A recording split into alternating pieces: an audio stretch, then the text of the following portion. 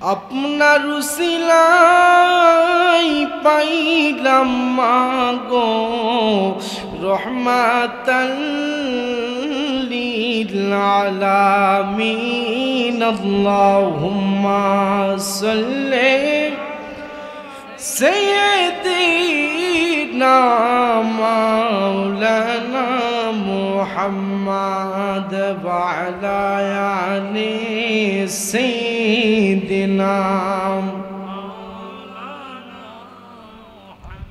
এ পৃথিবীর আমরা সবাই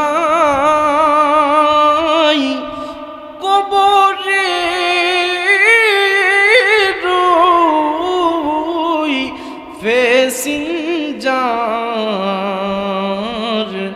কেউ বা আগে কেউ বা পরে যেতে হবে কবরে।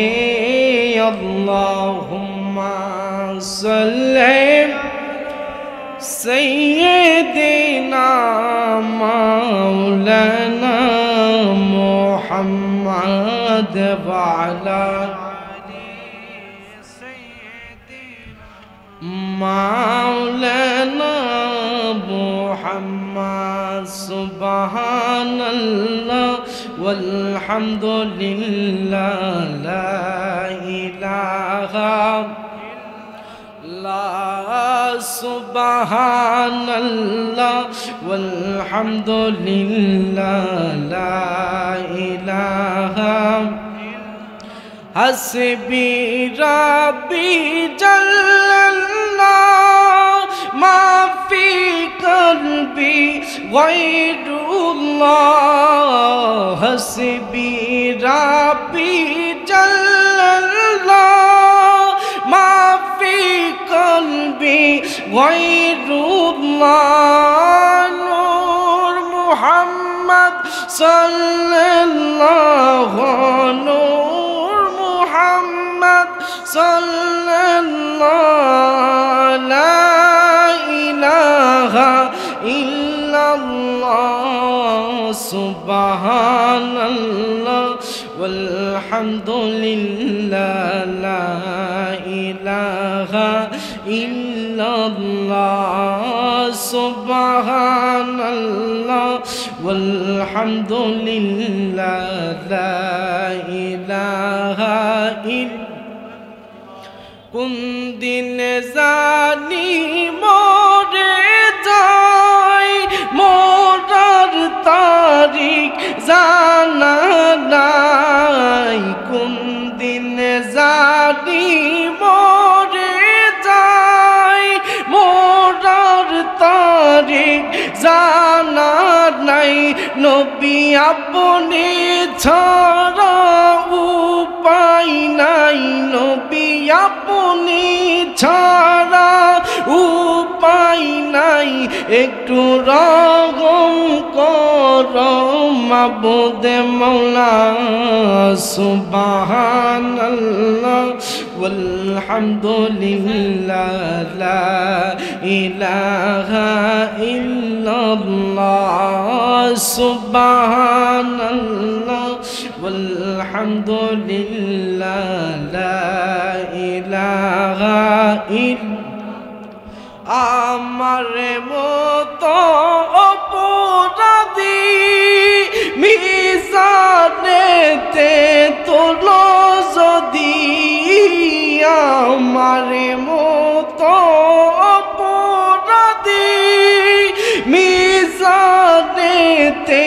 তোলো যদি। আমার নবী ছাড়া নাই রে গতি, আমার নবী ছাড়া নাই রে গতি। একটু রহম করো মাবুদ মওলা। সুবহানাল্লাহ ওয়ালহামদুলিল্লাহ লা ইলাহা ইল্লাল্লাহ। সুবহানাল্লাহ ওয়ালহামদুলিল্লাহ লা ইলাহা হাসবি রাব্বি জাল্লাল্লাহ মা قلبي غير الله حسبي ربي جل الله ما في قلبي غير الله نور محمد صلى الله نور محمد صلى الله لا إله إلا الله سبحان الله والحمد لله لا إله إلا الله سبحان الله والحمد لله لا إله إلا الله لا إله إلا الله محمد رسول الله صلى الله عليه وسلم জিনাদের জবান আছে জবানটা ছেড়ে দিয়ে উচ্চ কণ্ঠে আওয়াজ দিয়ে পড়ুন আল্লাহু আকবার জিনাদের জবান আছে আবারও জবানটুকু ছেড়ে দিয়ে বলুন আমার আপনার যেই জবান দিয়েছেন আমার আল্লাহ যে জবান দিয়ে আমি আপনি কথা বলি যে জবান দিয়ে আমি আপনি কথা বলতে পারি এই জবান আমাকে আপনাকে একজন দিয়েছেন জিনাদের জবান আছে জবান দিয়ে ওই মালিকের নামটুকু উচ্চারণ করে বলুন এই জবানের মালিককে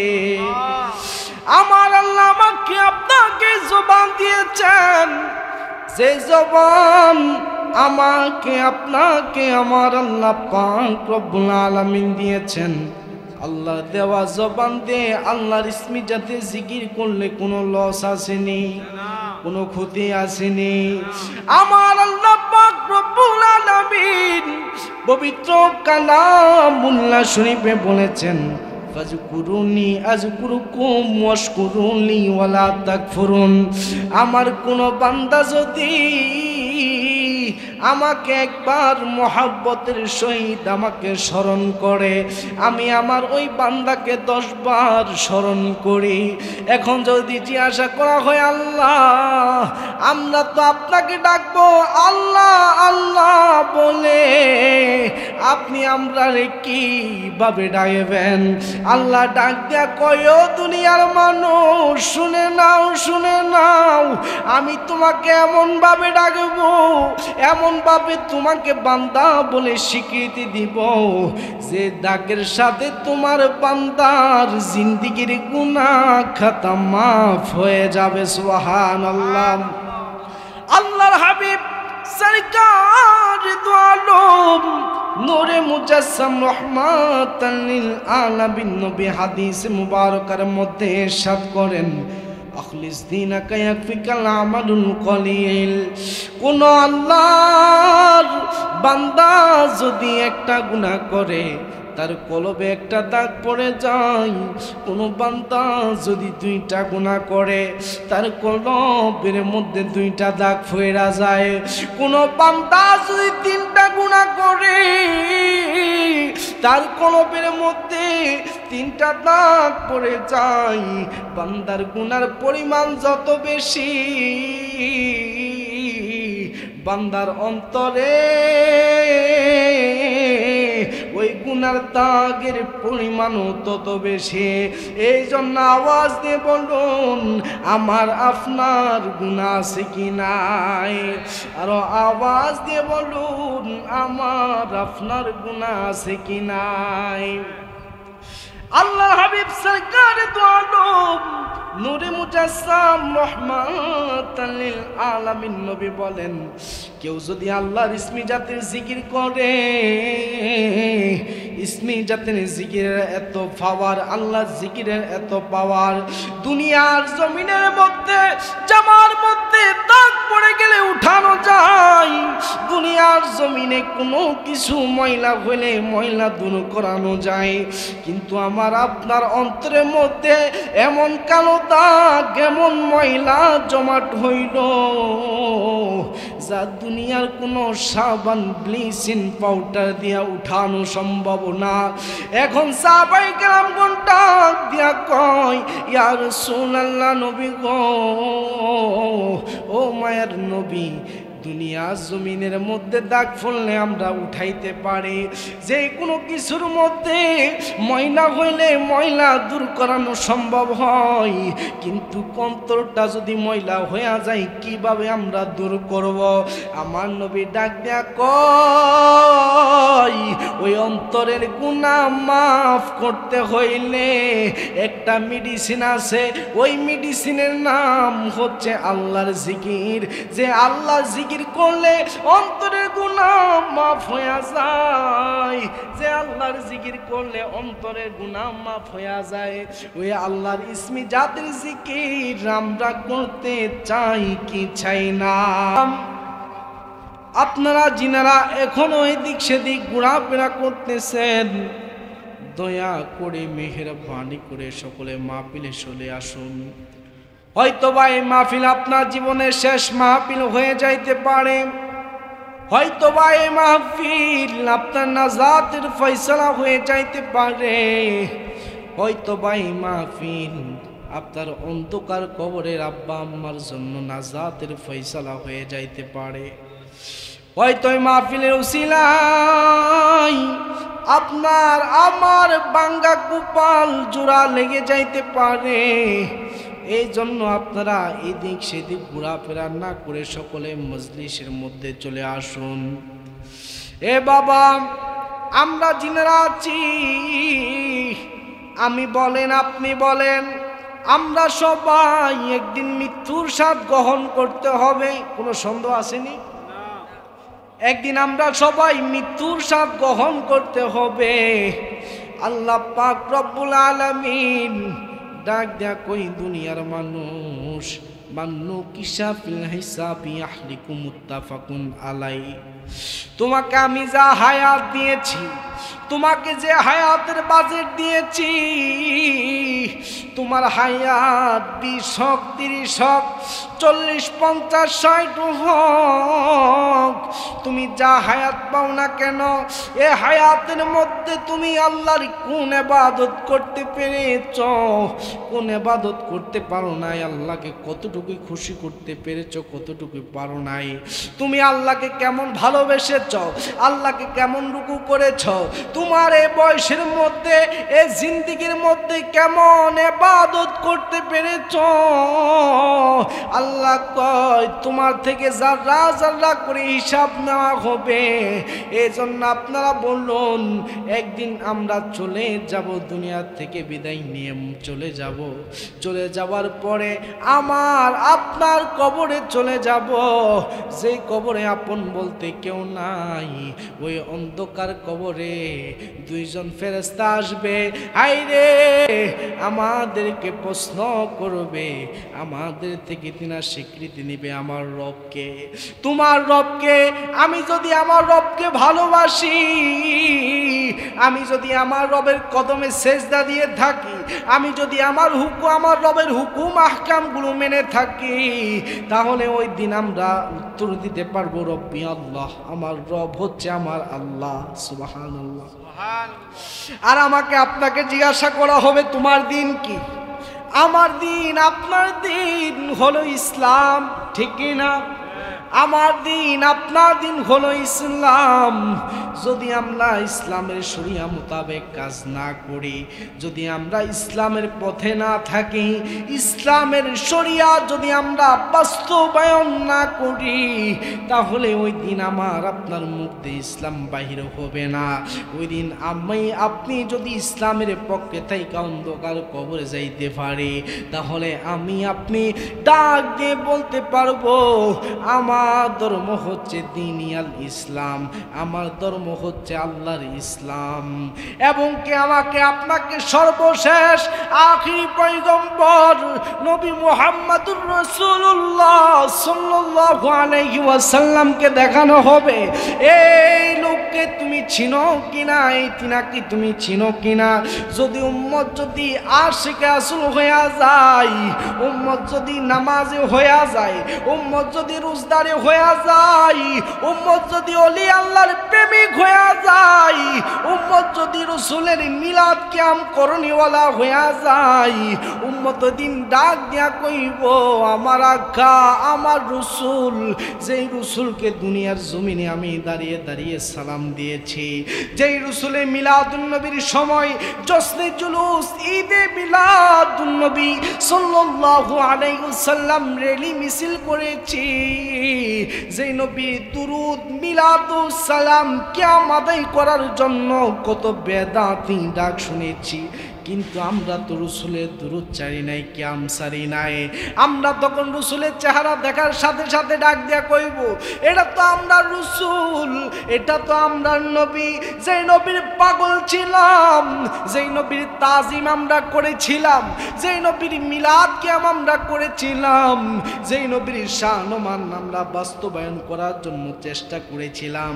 এই জন্য আওয়াজ দিয়ে বলুন, ওই দিন নবীর আশেক না হইলে, ওই দিন নবীর প্রেমিক না হইলে আমার রাসূলকে চিনার কোনো উপায় থাকবনি, রাসূলকে চিনার কোনো উপায় থাকবে না। ওই দিন যদি আমরা নামাজি না হই, আল্লাহর নামাজ না আদায় করি, তাহলে ওই দিন আমরা আল্লাহকেও আল্লাহ বলে স্বীকৃতি দিতে পারবো না। এই জন্য তিনটা প্রশ্নের উত্তরের যথাযথভাবে প্রশ্নের উত্তর দিতে হইলে আল্লাহ এবং আল্লাহর রাসূলের নিকট অর্জন করতে হবে, এবং কি নামাজ আদায় করতে হবে, নবীর শান-মান তাজিমের মুস্তাফার প্রেমের মালা অন্তরে লালন করতে হবে। এই জন্য আওয়াজ দিয়ে বলুন, আমরা কবরের মরণের সাথী হিসাবে আমরা নবীরে আমরা চাই কি চাই না?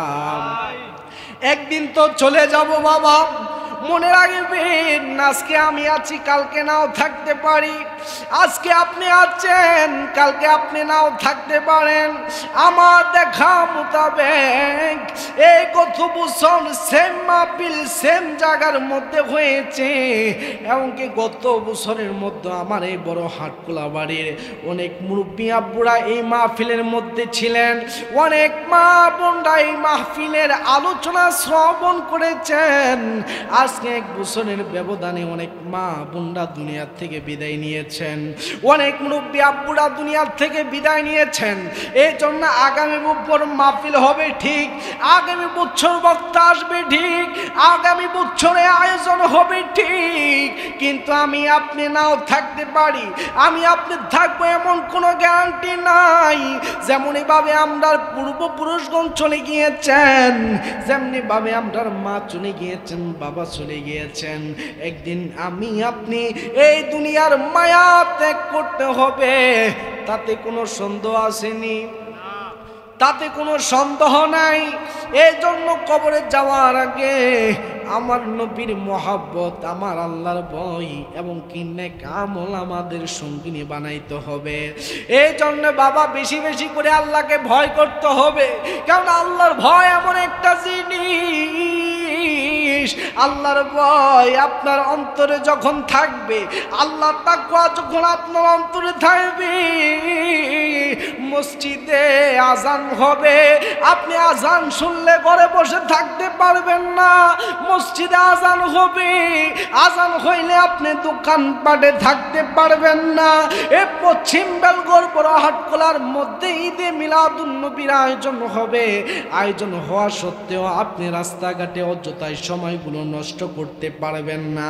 আল্লাহর ভয় এমন একটা জিনিস, আল্লাহর ভয় যাদের অন্তরে থাকে তারা প্রত্যেকটা সময়কে মূল্যায়ন করে এবং কি প্রত্যেকটা সময় আল্লাহ এবং আল্লাহ রাসূলের পথে ব্যয় করার চেষ্টা করে। এই জন্য বলি সময়ের অনেক দাম।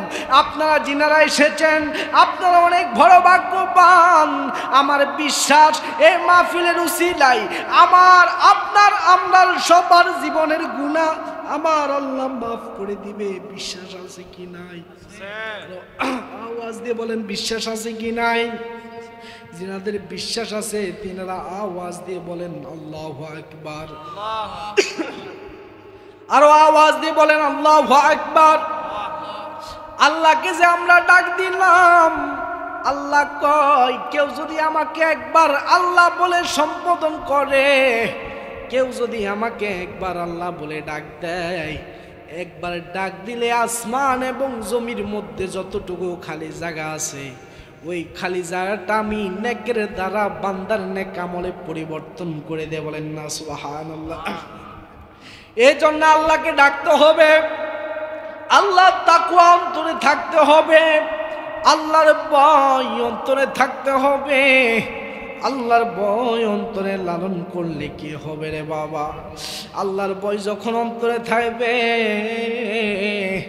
আজান দিলে আপনি ঘরে বসে থাকতে পারবেন না, দোকানে পাটে বসে থাকতে পারবেন না। এই মাহফিল হইলে আপনি রাস্তা মজলিসের মধ্যে না এসে রাস্তাঘাটে আপনি অযথায় ঘোরাফেরা করতে পারবেন না। এমনকি আপনি একজনকে গালি দিবেন, আপনার বিবেকে বাধা দিবে, না না না, আমার গালির জন্য যদি অন্য অপর মুসলমান কষ্ট পাইয়া যায়, আমার আকার ইঙ্গিতের জন্য যদি কোনো মুসলমান ভাইয়ের অন্তরে ব্যথা লাইগা যায়, এই ব্যথা আমার জন্য জাহান্নামে যাওয়ার কারণ হয়ে যাবে। যখন আপনি এমন তাকওয়া অন্তরে আনবেন, আপনার মুখ দিয়ে কখনো গালি আসবে না। এবং কি যখন আপনার অন্তরে এমন কোনো আল্লাহর তাকওয়া আসবে, তখন আপনার মুখ দিয়ে কোনো গালি বাইর হবে না। এই জন্য বাবা আমরা কখনো কাউকে গালি দিতে চাইবো না, কেননা গালি দিলে ঈমান নষ্ট হয়ে যায়, ঈমান হরণ হয়ে যায়। আর যদি কাউকে আমরা আঘাত করি, আমরা তা যদি কেউ কষ্ট পাওয়া যায়, এই কষ্ট মনে করবেন এই কষ্ট আমার জন্য আপনার জন্য জাহান্নামে যাওয়ার কারণ হয়ে যাবে। এই জন্য আওয়াজ দিয়ে বলুন, প্রত্যেকটা কাজে আল্লাহ তাকওয়া আল্লাহর ভয় আপনার অন্তরে থাকা প্রয়োজন আছে কি নাই? এই জন্য আল্লাহর ভয় আমরা অন্তরে থাকা প্রয়োজন। কেননা বনি ইসরায়েলের দিন, বনি ইসরায়েলের সময় আল্লাহর একজন বান্দা চিনেন, যে বান্দার জীবনে এমন কোনো গুনাহ নাই যে গুনার সাথে বান্দা লিপ্ত হয় নাই। আপনি জিনা বলেন, চুরি বলেন, ডাকাতি বলেন, অত্যাচার বলেন, অনাচার অবিচার বলেন, যত কাজ আছে বান্দা সকল কাজের সাথে বান্দা লিপ্ত ছিলেন। এমন কোনো গুনাহ নাই যে গুনার সাথে বান্দা লিপ্ত হন নাই। এমন কোনো খারাপ কাজ নাই যেই খারাপ কাজের সাথে আল্লাহর বান্দা লিপ্ত হন নাই। এমন কোনো অসামাজিক কাজ নাই যে অসামাজিক কাজের সাথে আল্লাহর বান্দা লিপ্ত হন নাই। এমন কোনো ব্যভিচার জুলুম নাই, জিনাকারী নাই যে জিনার সাথে ব্যভিচারের সাথে আল্লাহর বান্দা লিপ্ত হন নাই। এই জন্য আওয়াজ দিয়ে বলুন, আমার আপনার জীবনে গুনাহ আছে, গুনাহ থাকবে, কিন্তু দিন শেষে আমরা আমার আল্লাহর রহিম রহমান যে আল্লাহর নাম, ওই আল্লাহ রহিম রহমান নাম স্মরণ করে যদি 2 রাকাত নফল নামাজ আদায় করে যদি আল্লাহ দরবারে হাত বাড়াইয়া দেই, আমার আল্লাহ আমার আপনার যত গুনাহ থাকুক না কেন, আমার আল্লাহ আমার আপনার আমাদের জীবনের গুনাহ মাফ করতে পারে কি পারে না? আমার আল্লাহ আমার আপনার জীবনের গুনাহ মাফ করতে পারে। এবং কি বন্ধুগণ, ওই আল্লাহর বান্দা জীবনে এমন কোনো গুনাহ নাই যে গুনার সাথে আল্লাহর বান্দা লিপ্ত হন নাই, এমন কোনো খারাপ কাজ নাই যে খারাপ কাজের সাথে আল্লাহর বান্দা লিপ্ত হন নাই, এমন কোনো অসামাজিক কাজ নাই যে অসামাজিক কাজের সাথে আল্লাহর বান্দা লিপ্ত হন নাই। এই জন্য বন্ধুরা, বাবাজিরা রে, ওই লোক যখন এক সময় চুরি করতে করতে, জুলুম করতে করতে, ব্যভিচার করতে করতে, গুনার সাগরে হাবুডুবু খাইতে খাইতে ওই বান্দা যখন একবারে বৃদ্ধ হইয়া গেলেন, যখন ওই বান্দার অনেক বয়স হইয়া গেলেন, ওই বান্দার অন্তরে আল্লাহ তাকওয়া অন্তরে চলে আসছে। আপনারা বলেন, বান্দা যত গুনাহ করুক না কেন, ওই গুনাহগার বান্দার অন্তরে আল্লাহর তাকওয়া আসতে পারে কি পারে না? আল্লাহর ভয় আসতে পারে কি পারে না? ওই বান্দা যখন গুনাহ করলো, ওই বান্দা যখন খারাপ কাজের সাথে লিপ্ত থাকলো, আমার আল্লাহ পাক রব্বুল আলামিন যখন ওই বান্দাকে আল্লাহ তাআলা যখন হেদায়েত নসিব দান করলেন, যখন তিনাকে বুঝ দান করলেন, তখন তিনি বুঝতে সক্ষম হইলেন যে চুরি কইরা, দাড়ি কইরা, জুলুম বিচার অত্যাচার অনাচার কইরা আমার সন্তানের জন্য আমি বাড়ি করলাম, আমার সন্তানের জন্য আমি সম্পদ করলাম, আমার সন্তানের জন্য আমি জায়গা সম্পদ ক্রয় করলাম, যে সন্তানের জন্য আমার জীবনকে আমি বিসর্জন দিয়া দিলাম, আমার জীবনের প্রত্যেকটা সময় আমি আল্লাহর হুকুম অমান্য করে আল্লাহর রাস্তা না থেকে, আমি আল্লাহর রাস্তা থেকে দূরে সরে গিয়ে আমি গুনার সাথে লিপ্ত হইয়া গেলাম। এই যে লিপ্ত হইয়া জুলুম বিচার কইরা আমি যে এত ধন সম্পদ দৌলত কামাইলাম, কার জন্য কামাইলাম? বিবির জন্য কামাইলাম। কার জন্য কামাইলাম? সন্তানের জন্য কামাইলাম, সন্তানের ভবিষ্যতের জন্য কামাইলাম। ওই বাবা চিন্তা করতে লাগলেন, এই মুহূর্তে যদি আমি মারা যাই, আমার সারা জীবনের যত আমার ধন সম্পদ আছে, যত ধন সম্পদ আমি ব্যভিচার কইরা জুগাইলাম, সকল সম্পদের মালিক হবে আমার সন্তান, সকল সম্পদের মালিক হবে আমার বিবি, সকল সম্পদের মালিক হবে আমার আপনজন।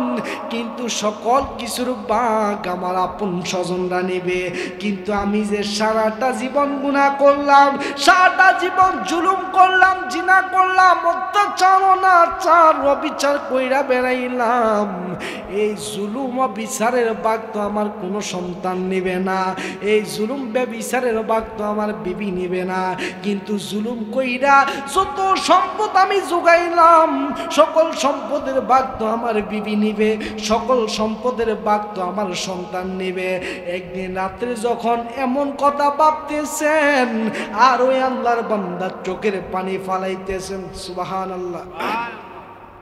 ওই বান্দা ভাবতেছেন আর চোখের পানি পালাইতেছেন, হায়রে কি করলাম, সারাটা জীবন কিভাবে কাটাইলাম, কিভাবে পার করলাম, আমার কপালে তো হয়তো বা আল্লাহর জান্নাত নসিব হবে না।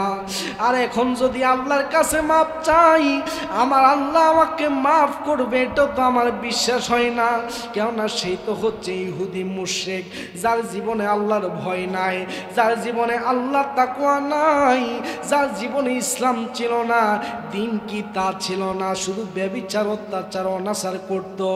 ওই মানুষটা যে মাত্র বলতে লাগলেন আর ভাবতে লাগলেন, আমি আল্লাহর কাছে ক্ষমা চাবো, মাফ চাবো, আমার আল্লাহ মাফ করবে নাকি করবে না তাতে তো আমি জানি না, কিন্তু আমার মনে হয় আমি যদি আমার জীবনটারে এমনিতে বিসর্জন দিয়া দে, আমি যদি আমার জীবনটাকে এমনিতে বিসর্জন দিয়া দেই, ওই তো বা আমার আল্লাহ আমাকে জীবনের গুনাহ মাফ কইরা দিবে, আমার কোনো হিসাব হবে না। সন্তানকে ডাক দিলেন, সন্তান, ও সন্তান, বিবি, সন্তান, বিবি কোন আপন স্বজন দৌড়াইয়া আসলেন, যে আপনি এমন রাত তো আমাদেরকে কখনো ডাকেন নাই, এমন রাত্রে তো আপনি আমাদেরকে কখনো উঠান নাই। যে মাত্র এই কথা বললেন তিনি ডাক দিয়া কইলেন, বিবি রে,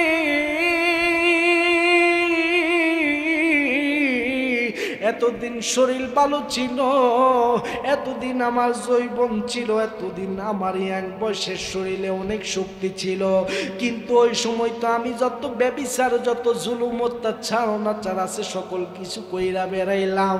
আজকে তো আমার আল্লাহ আমারে মাফ দিবে না, ক্ষমা দিবে না। এই জীবনে যা করলাম তার জন্য তো আমার জাহান্নামের আগুন পোহাইতে হইবে। যেই মাত্র এই কথা বলতেছেন আর চোখের পানি পালাইতেছেন, সন্তান ডাক দিয়া কয়, বাবা আপনি কান্দিয়েন না, কি করতে হবে আপনি আমাদেরকে বলেন। তিনি ডাক দিয়া বলে, সন্তান, ও সন্তান, আমি তো তোমার জন্য কম করি নাই, আমি তো তোমার জন্য বাড়ি কইরা দিলাম, আমি তো তোমার জন্য ধন সম্পদ যোগাইয়া দিলাম, তুমি থাকার জন্য ব্যবস্থা আছে, আমি চইলা গেলে তোমার চলার মতো এই ক্যাপাসিটি আছে, তোমার জন্য, তোমার আম্মার জন্য, তোমার ভাই বোন সকলের জন্য তো আমি সকল কিছু সম্পদ যোগাইয়া দিলাম, কিন্তু তার বিনিময়ে আমি পাইলাম জাহান্নাম।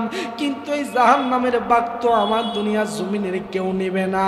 যেই মাত্র এমন কথা বলতেছেন আর চোখের পানি পালাইতেছেন, তিনি ডাক দেয়া কয়, সন্তান,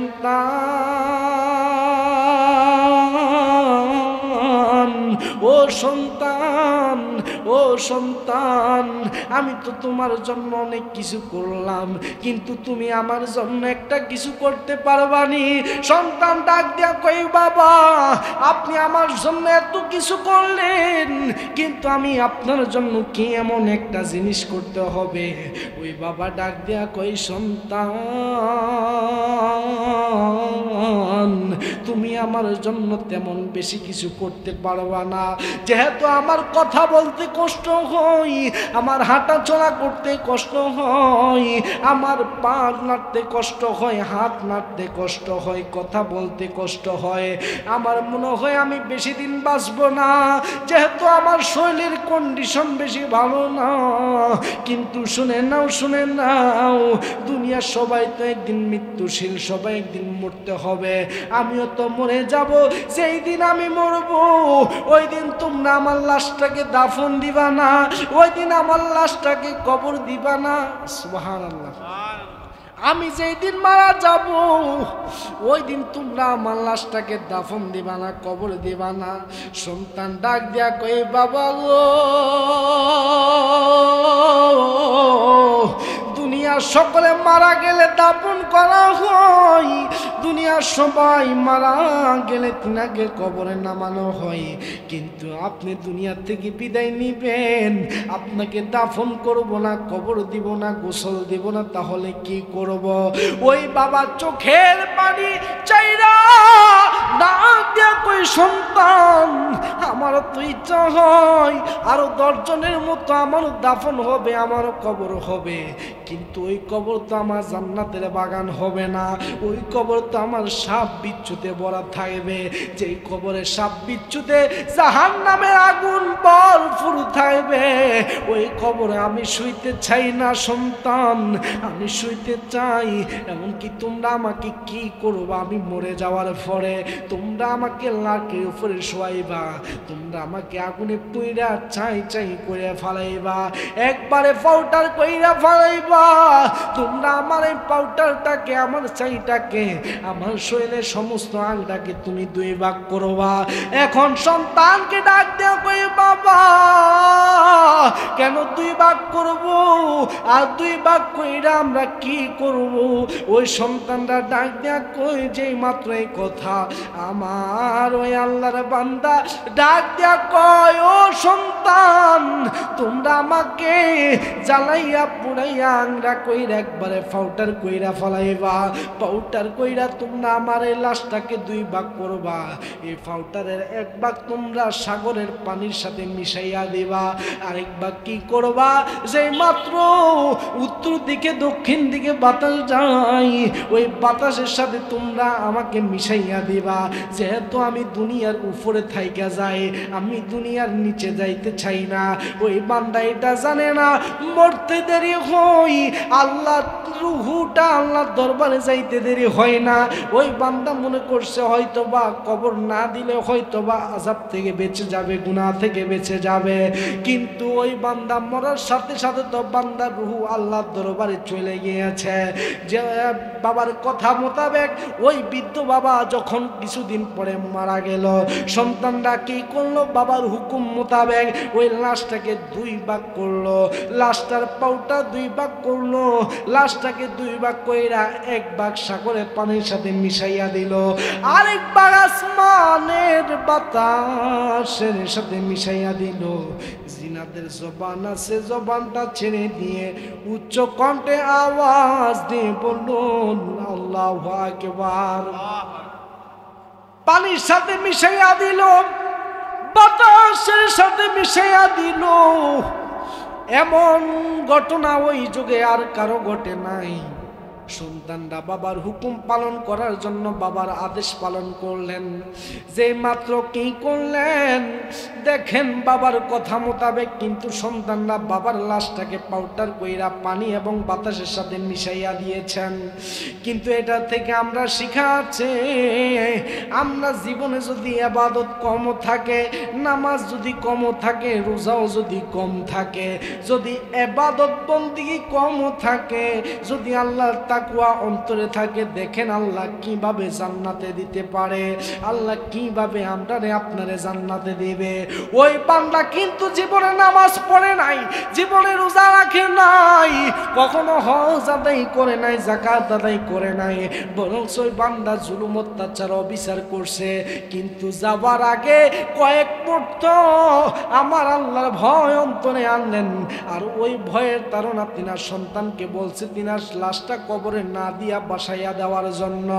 যেই মাত্র রুহুটা আল্লাহর দরবারে গেল, আল্লাহ ডাক দিয়া কই, রুহু রে তুমি কেন তোমার সন্তানকে বলছো তোমার লাশটাকে আগুনে পোড়াইয়া চাই বানাইয়া আসমানের বাতাসের সাথে মিশাইয়া দেওয়ার জন্য? তুমি কেন বলছো তোমার লাশটাকে ছাই বানাইয়া আংরা বানাইয়া পানির সাথে মিশাইয়া দেওয়ার জন্য? যদিও তোমার খাঁচাটা যদিও পানির সাথে মিশাইয়া দিল, কিন্তু তোমার আত্মা তোমার রুহু তো আমার দরবারে চলে আসলো। ওই রুহু ডাক দিয়া কয়, আল্লাহ গো, ও আল্লাহ গো, আপনার দরবারে আসবে, তাহলে আমি এমন কাজ কখনো করতাম না। আমি তো জানি হয়তো আপনার দরবারে আমার হিসাব দিতে হবে না, আপনার দরবারে আমার কফিয়ত দিতে হবে না। আর যদি আমি হিসাব দেই তাহলে তো আমি আপনার আদালতে কাঠগড়ায় আটকে যাব। যে মাত্র কথা বললেন আমার আল্লাহ কয়, ও দুনিয়ার মানুষ, ও আসমানি ফেরেশতা, শুনে নাও, শুনে নাও। যদিও তার জীবনের কোনো নেক আমল নাই, যদিও তার জীবনে নামাজ নাই, রুকু নাই, সিজদা নাই, তাসবিহ তাহলিল নাই, নবীর তাজিম মিলাদ কিয়াম কি সে তাও বুঝে নাই, কিন্তু মরার আগ মুহূর্তে আল্লাহ এবং রাসূলের ভয়, প্রেম, মহব্বত বিন্দু পরিমাণ অন্তরে আনার কারণে, আল্লাহকে বিন্দু পরিমাণ ভয় করার কারণে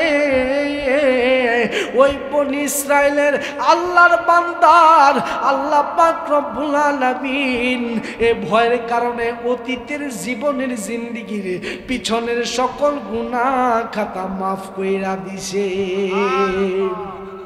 আওয়াজে বলনা সুবহানাল্লাহ। তাহলে আল্লাহর ভয় থাকলে জান্নাতে যাওয়া যায়, আল্লাহর ভয় থাকলে আল্লাহর নিকট অর্জন করা যায়, এমন বিশ্বাস আসেনি? আরো আওয়াজ দিয়ে বলুন, এমন বিশ্বাস আসেনি? বিশ্বাস আসেনি বাবা? বিশ্বাস আছে। এই জন্য আল্লাহর ভয়, নবীর মহাব্বত অন্তরে থাকতে হবে। যদি আল্লাহ এবং আল্লাহ রসুলের মহাব্বত যদি আপনার অন্তরে থাকে, আপনার নেক আমল কম হতে পারে, কিন্তু নেক আমল কম হওয়ার পরেও যদি রসুলের মহাব্বত, আল্লাহর ভয়, তাকওয়া নিয়ে যদি শেষ নিঃশ্বাস ত্যাগ করতে পারেন, এই শেষ নিঃশ্বাসের সময় আল্লাহর ভয়, আল্লাহর হাবিবের মহাব্বত অন্তরে থাকার কারণে আপনার পিছনের অতীতের জিন্দিগির সকল গুনাহ খাতা আমার আল্লাহ মাফ করে দিবে। বলেন না সুবহানাল্লাহ? আর আওয়াজে বলেন সুবহানাল্লাহ। আল্লাহ পাক রব্বুল আলামিন আমরা সকলকে বোঝার তৌফিক দিক, সকলে পড়ে আমিন।